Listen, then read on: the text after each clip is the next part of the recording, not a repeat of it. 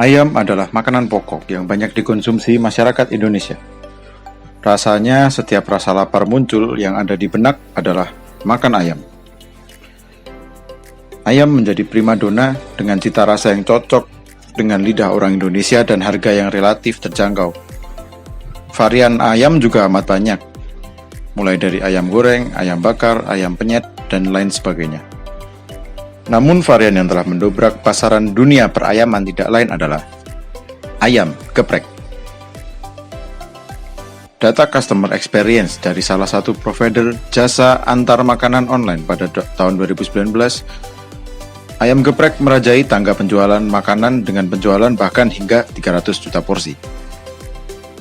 Menu ayam geprek merupakan salah satu makanan tradisional yang kini mengalami banyak perubahan, baik dari segi tampilan maupun kombinasi bahan yang digunakan. Pada mulanya, ayam geprek hanyalah makanan sehari-hari yang biasa dikonsumsi oleh kalangan mahasiswa sampai menengah ke bawah. Berkat variasi inilah akhirnya menu ayam geprek dikatakan naik kelas. Tak lagi jadi makanan kalangan menengah ke bawah, ayam geprek justru kini menjadi salah satu menu makanan yang kerap dijumpai di restoran maupun hotel berbintang. Ayam geprek adalah sebuah fenomena. Tahukah dari mana asal-usul ayam geprek ini pertama kali dicetuskan? Ayam geprek pada dasarnya hampir sama dengan ayam penyet yang sudah kita terlebih dahulu kenal. Perbedaannya adalah pada tekstur dan cara penyajiannya.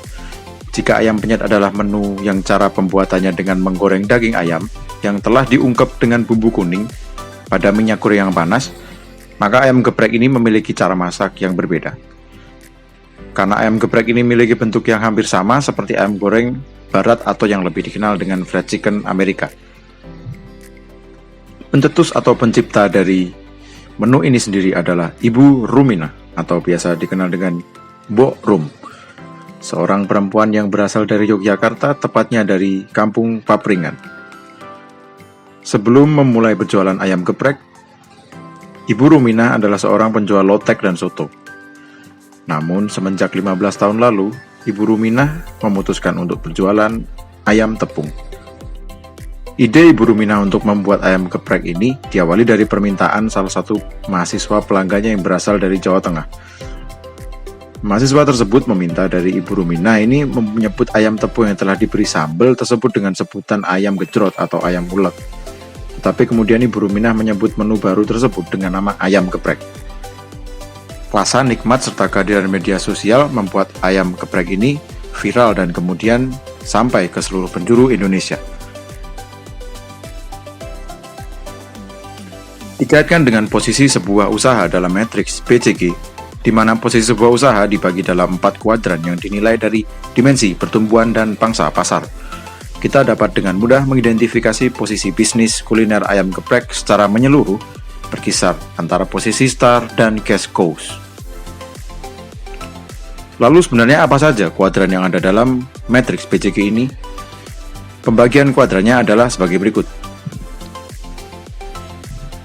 Yang pertama adalah star. Produk yang memiliki pangsa pasar yang dominan dan pertumbuhan yang cepat, serta menghasilkan uang atau pendapatan yang besar.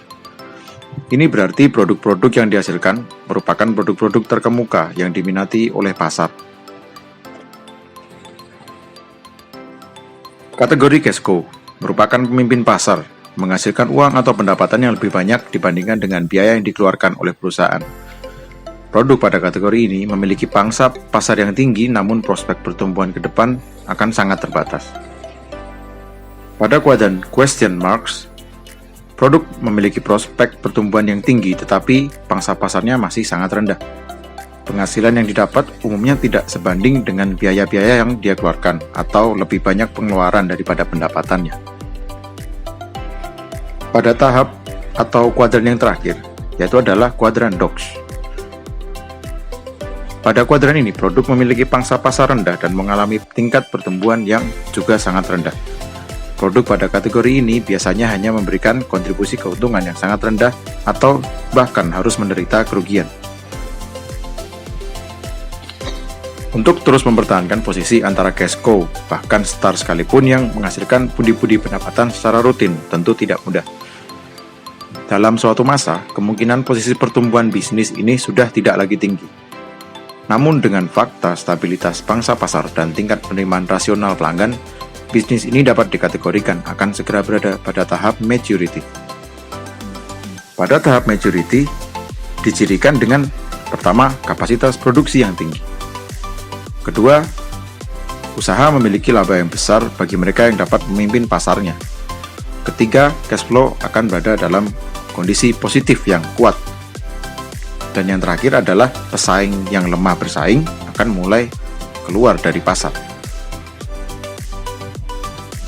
Lantas bagaimana cara usaha dapat mempertahankan posisi untuk tetap berada dalam kuadran cash cow atau bahkan stuck?